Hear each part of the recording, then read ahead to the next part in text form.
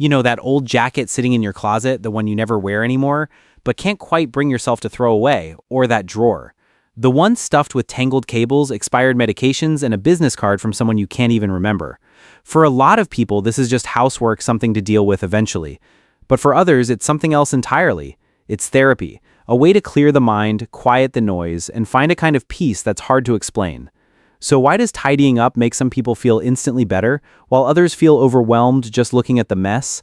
The answer lives deep inside our brains, at the intersection of neuroscience and psychology. Today, we're exploring why order isn't just about aesthetics, it's the very foundation of our mental health. Let's start with what's actually happening in your brain. When you give something a home or finally throw out that pile of junk you've been ignoring, your brain releases dopamine. That's the neurotransmitter linked to pleasure and reward. Every small completed task, a made bed, a wiped counter, gives your brain a tiny chemical signal. Good job. Psychologists call this the completion loop. Our brains are wired to seek the satisfaction of finished actions. A clean sink, an organized shelf, these are visible proof that something got done. And that proof is enough to lift your mood and give you the energy to tackle whatever comes next. Your brain doesn't separate your inner world from your outer environment as cleanly as you might think. The space you live in is constantly sending signals to your nervous system. In environmental psychology, there's a concept called cognitive load, the amount of mental effort your brain is using at any given moment.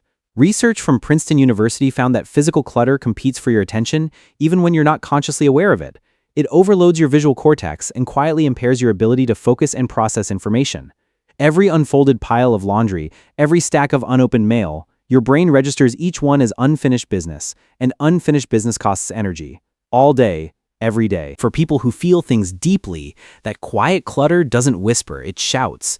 They don't organize to impress anyone. They organize to feel safe and still inside.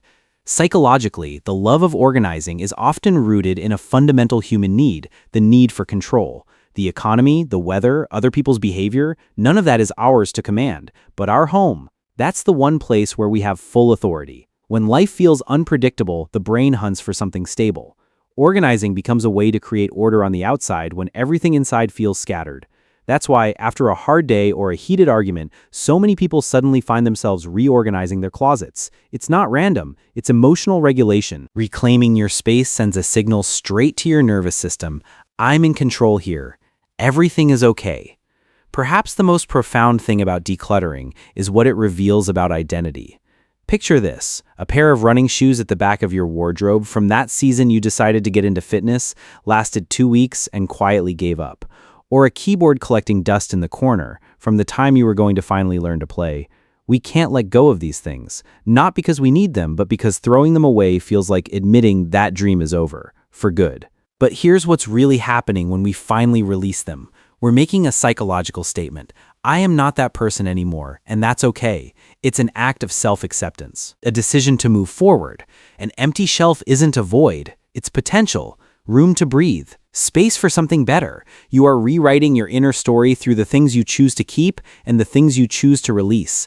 For many people, the rhythm of sorting and sweeping is a form of active meditation. The sound of running water, the flow of a broom across the floor, the physical act of moving objects from one place to another, all of it anchors you in the present moment. In psychology, this is known as somatic regulation, processing and managing emotion through physical movement rather than through words. When you scrub a surface until it shines, you're not just removing dirt, you're releasing internal tension. Cleaning is a predictable process with a clear beginning and a clear end. And that predictability is exactly what the mind needs when our emotional lives are messy and uncertain. That's why it can feel so healing. It gives the mind permission to exhale. If you've always thought of yourself as someone who just isn't tidy, remember this: identity isn't fixed, it's built through the evidence of your actions. Every time you wipe down a table, you're quietly reinforcing a new belief: I am someone who takes care of their space. But building this habit doesn't require more willpower, it requires automation. Willpower is a limited resource, and we burn through it fast. So start small. Don't try to clean the whole house at once. Large tasks are easy to avoid. Pick one corner, one shelf, one drawer, then stack it onto something you already do. Wipe the counter while your coffee brews. Clean the sink after you brush your teeth. Small, seamless, automatic. And make it something you actually look forward to. Don't treat cleaning as punishment. Put on music you love. Turn it into a ritual, not a chore. Research shows it takes an average of 66 days for a behavior to become truly automatic. The goal is to reach the point where you stop forcing yourself to clean and simply become someone who does. Your home is an emotional ecosystem. It holds your moods, your memories, your energy. It's a physical expression of the standards you hold for yourself and what you believe you deserve. Studies show that people who describe their homes as cluttered have measurably higher levels of cortisol, the stress hormone, throughout the day. If you feel drained the moment you walk through your front door, look around.